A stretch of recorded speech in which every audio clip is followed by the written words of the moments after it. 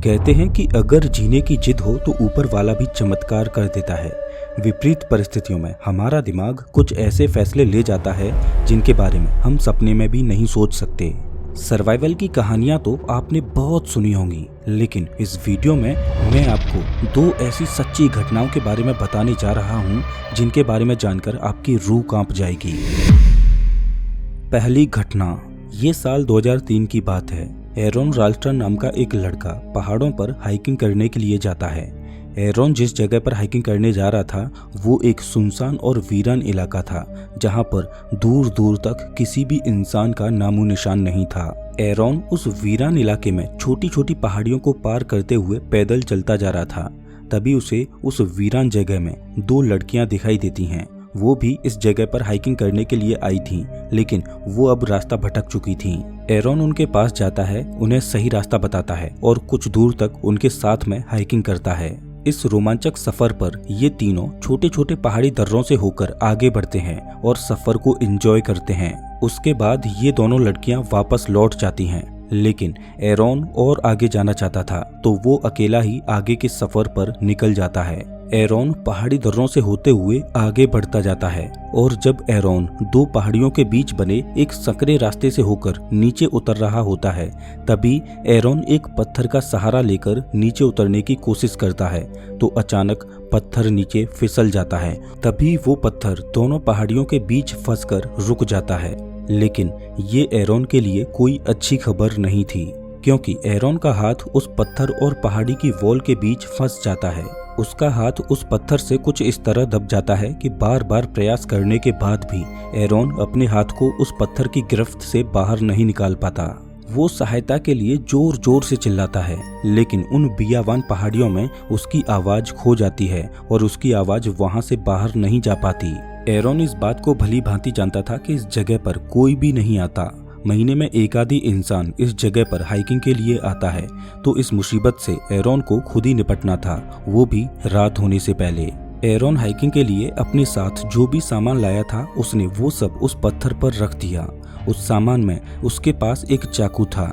Aaron उस चाकू की मदद से उस पत्थर को तोड़ने की कोशिश करने लगता है, लेकिन परेशानी ये थी कि एरोन का सीधा हाथ चट्टान में फंसा था और उल्टे हाथ से उस ठोस चट्टान को काट पाना बहुत कठिन था, क्योंकि उल्टे हाथ से चाकू को चलाने में एरोन को बहुत परेशानी हो रही थी। कई घंटों तक प्रयास करने के बाद भी एरोन उस चट्टान को काट न सका और उसके चाकू की धार भी अब कमजोर पड़ चुकी थी। रात हो चुकी थी। एरोन अभी भी उस पत्थर से बाहर निकलने का खूब प्रयास कर रहा था। कोशिश करते करते अगले दिन की सुबह होती है और ये नई सुबह एरोन के लिए एक आश लेकर आती है कि शायद आज कोई इस जगह पर हाइकिंग के लिए आए और उसे बचा ले। मदद की आश में दोपहर हो जाता है, लेकिन वहाँ कोई नहीं आता। अब एरोन ने अपना कैमरा चालू किया और उसमें अपनी रिकॉर्डिंग करना शुरू कर दिया, जिसमें उसने बताया कि इस दर्रे में फंसे हुए मुझे 25 घंटे गुजर चुके हैं। उसने कहा कि उसके पास खाना बहुत कम है और एक छोटी सी बोतल पानी है। कुछ घंटों के बाद रात हो जाती है। एरोन का खाना और पानी भी खत्म हो चुका था।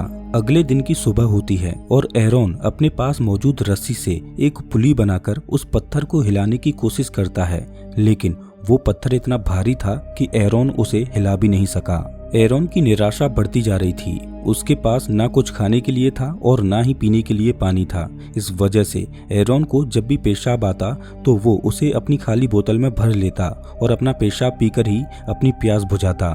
इस पहाड़ी दर्रे में एरोन को दिन में सिर्फ 15 मिनट ही धूप मिल पाती थी। एरोन की हालत बहुत खराब हो चुकी थी। एरोन का सब्र का बांध टूटता जा रहा था और अब एरोन ने डिसाइड किया कि वो अपने हाथ को काटकर उस चट्टान से अलग कर देगा। वो चाकू से अपने हाथ को काटने की कोशिश करता है, लेकिन चाकू की धार बिल्कुल खत्म हो चुकी थी, जिससे एरोन का हाथ तो छोड़ो उसकी खाल भी नहीं कट रही थी। इससे एरोन को अब और भी ज्यादा धक्का लगता है और उसके बाहर निकलने की आखिरी उम्मीद भी खत्म हो चुकी थी। उसे विश्वास हो चुका था कि वो इस पहाड़ी दर्रे में ही अपनी जान गंवा देगा। और इसी बीच एरोन को वहां फंसे हुए एक और दिन बीत जाता है। इसी बीच वहां बारिश होना शुरू हो जाती है और एरोन उस बारिश के पानी को अपनी बोतल में भरने की कोशिश करता है। बारिश का पानी उस पहाड़ी दर्रे में घुसने लगता है और धीरे धीरे उस दर्रे में पानी बढ़ने लगता है और एरोन उसमें डूबने लगता है। एरोन ने इस बारिश के पानी का फायदा उठाया। वो पानी के अंदर घुसा और पानी के सहारे उसने उस पत्थर को उठाने की कोशिश की। एरॉन ने थोड़ी कोशिश करके उस पत्थर को उठा दिया। अब एरॉन का हाथ उस पत्थर से बाहर निकल चुका था। वो जल्दी से उस दर्रे से बाहर निकलकर अपनी गाड़ी की ओर भागता है और गाड़ी में बैठकर वो उस जगह से बाहर निकल जाता है। और तभी एरॉन की आंखें खुलती हैं और एरॉन देखता है कि वो अभी भी उसी पहाड़ी दर्रे में फंसा हुआ है। दरअसल अब एरॉन की मानसिक स्थिति खराब होती जा रही थी, जिस वजह से उसे अजीब अजीब तरह के भ्रम होने लगते हैं। एरॉन को यहाँ फंसे हुए 5 दिन गुजर जाते हैं। वो एक ऐसे पत्थर के बीच फंसा था जिसने उसकी सारी जिंदगी उस पहाड़ी दर्रे में रोक दी। एरॉन अपनी हर श्वास के साथ अपनी मौत को ढूंढ रहा था। इसी बीच एरॉन को वहाँ फंसे हुए एक और दिन बीत जाता है। अगली सुबह जब एरॉन उठता है तो उसे एक सपना आता है जिसमें वो एक छोटे से लड़के को देखता है। वो लड़का उसका फ्यूचर सन होता है और वो उस बच्चे के साथ खेल रहा होता है। इस सपने के साथ एरॉन के अंदर अब एक नई उमंग और नया जोश भर जाता है। एरॉन की आत्मशक्ति जाग उठती है। वो फैसला करता है कि वो अब यहाँ पर एक और पल नहीं रुकेगा। एरॉन ने अपने बेधार चाकू को उठाया और उस पर धार लगाना शुरू कर देता है और एक और बार एरॉन उस चाकू से अपने हाथ को काटने में जुट जाता है और करीब 1 घंटे तक लगातार काटने के बाद वो अपने हाथ को काटने में सफल होता है। अब एरॉन का हाथ उस पत्थर से अलग हो चुका था। एरॉन अपने हाथ की कुर्बानी देकर उस पहाड़ी दर्रे से बाहर निकल जाता है। आगे चलकर एरॉन को बारिश का भरा हुआ पानी दिखाई देता है, जिसे देखकर एरॉन उस पानी को पीने के लिए टूट पड़ता है, क्योंकि पिछले 6 दिनों में एरॉन ने बहुत कम पानी पिया था। इसी बीच उसे वहां पर एक फैमिली मिलती है जो वहां हाइकिंग करने के लिए आई थी। वो फैमिली एरॉन को उसके घर तक पहुंचाने में उसकी मदद करती है। कहते हैं कि इंसान जब विपरीत परिस्थितियों में फंस जाता है तो वो हर वो काम कर जाता है जिसके बारे में उसने कभी भी सपने में नहीं सोचा होता। दोस्तों, मैं आपको सर्वाइवल की जो अगली कहानी बताने जा रहा हूँ वो सच में आपकी रूह कपा देगी, क्योंकि ये कहानी 4 छोटे छोटे बच्चों की है जो अमेज़न के जंगल में मौत को चकमा देकर निकले, जिसे आप एक चमत्कार बोल सकते हो। ये घटना ज्यादा पुरानी नहीं है। ये बात 1 मई साल 2023 की है। एक छोटा हवाई जहाज सेसना 206 जिसमें कुल 7 यात्री बैठे थे, जिसमें एक पायलट था, एक जवान व्यक्ति था और 4 बच्चे और उनकी माँ थी। इन बच्चों में सबसे बड़ा बच्चा 13 साल का था, दूसरा बच्चा 9 साल का था, तीसरा बच्चा 4 साल का था और चौथा बच्चा महज 12 महीने का था। ये प्लेन अमेज़न जंगल के ऊपर से उड़ान भरते हुए कोलंबिया जा रहा था, लेकिन तभी अचानक प्लेन का इंजन फेल हो जाता है। पायलट ने पास में मौजूद एटीसी को मेडे कॉल किया। ये प्लेन तेजी से अपनी नोज के बल अमेज़न जंगल में क्रैश हो गया। ये एक चमत्कार ही था कि प्लेन में आग नहीं लगी। इस हादसे में जहाज का पायलट और उस एडल्ट व्यक्ति की मौके पर ही मौत हो जाती है। वो 4 बच्चे इस हादसे में जिंदा बच जाते हैं और उनकी मां हादसे की वजह से बेहोश हो चुकी थी। वो बच्चे अपनी मां को जगाने की कोशिश करते हैं, लेकिन उनकी मां की मूर्छा नहीं टूटती। उन बच्चों को लगा कि सभी बड़े लोग मारे जा चुके हैं और अब सारी जिम्मेदारियां उस 13 साल के सबसे बड़े बच्चे पर आ जाती हैं। उन बच्चों को लगा कि शायद उनको ढूंढने के लिए यहाँ कोई न कोई जरूर आएगा, लेकिन उन्हें बचाने के लिए वहां कोई नहीं पहुंचा। रात हो चुकी थी। तभी अचानक उनकी मां को होश आया, लेकिन परेशानी ये थी कि उनकी मां के शरीर में बहुत ज्यादा चोट आई थी, तो वो अपनी जगह से हिल भी नहीं पा रही थी। डरे और सहमे बच्चों ने किसी न किसी तरह से वो रात तो गुजार ली, लेकिन ये रात इन बच्चों के जीवन की सबसे खूंखार रात थी। हादसे के अगले दिन उन बच्चों को बहुत तेज भूख लगी थी। प्लेन में कुछ खाना मौजूद था तो तीनों बड़े बच्चों ने खाना खा लिया।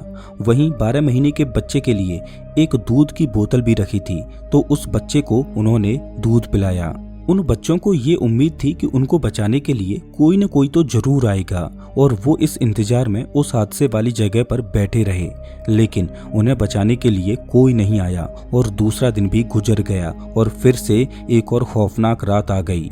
उन बच्चों की माँ इतनी घायल और असहाय थी कि वो अपने बच्चों की मदद भी नहीं कर पा रही थी।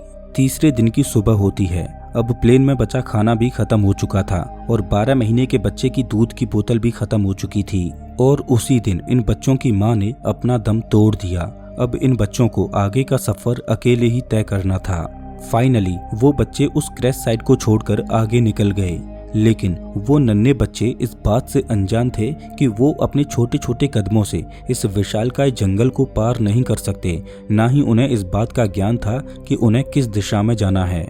अब इस घटना को 7 दिन गुजर चुके थे और जब से मेडे कॉल हुआ था तब से रेस्क्यू टीम इस जहाज की खोज में जुटी हुई थी। लेकिन ये जंगल इतना घना था कि इस जहाज को ढूंढने में उन्हें 7 दिन लग गए। जब घटना के 7 दिन बाद रेस्क्यू टीम ने प्लेन का मलबा ढूंढा तो उन्हें वहां 3 डेड बॉडीज मिली, लेकिन वो चारों बच्चे वहां से गायब थे।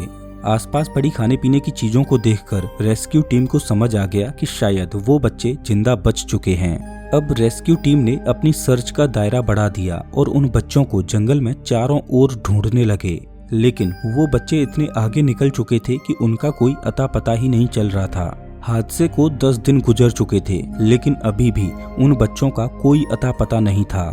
वो बच्चे इतने कमजोर हो चुके थे कि उनके शरीर में इतनी भी ताकत नहीं बची थी कि वो उस 12 महीने के बच्चे को गोद में लेकर आगे बढ़ सकें। लेकिन फिर भी उन बच्चों ने हिम्मत नहीं हारी। खोजी दल उन बच्चों के पैरों के निशानों का पीछा करते करते आगे बढ़ते जा रहे थे, लेकिन वो उन बच्चों तक पहुंच ही नहीं पा रहे थे।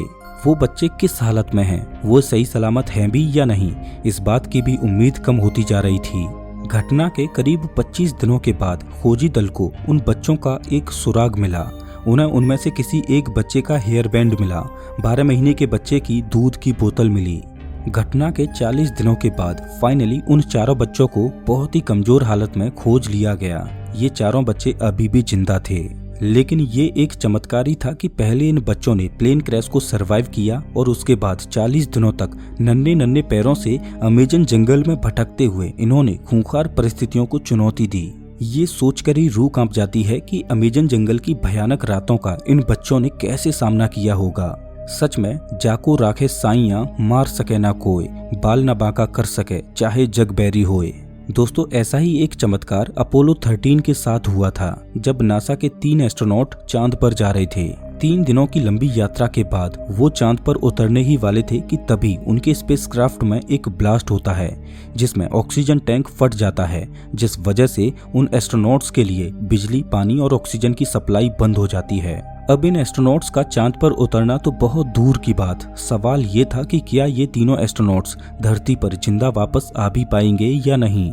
दोस्तों, अपोलो 13 की इस दिल दहला देने वाली घटना को आप स्क्रीन पर दिख रही इस वीडियो में देख सकते हो। मैं आपको वहीं मिलता हूँ।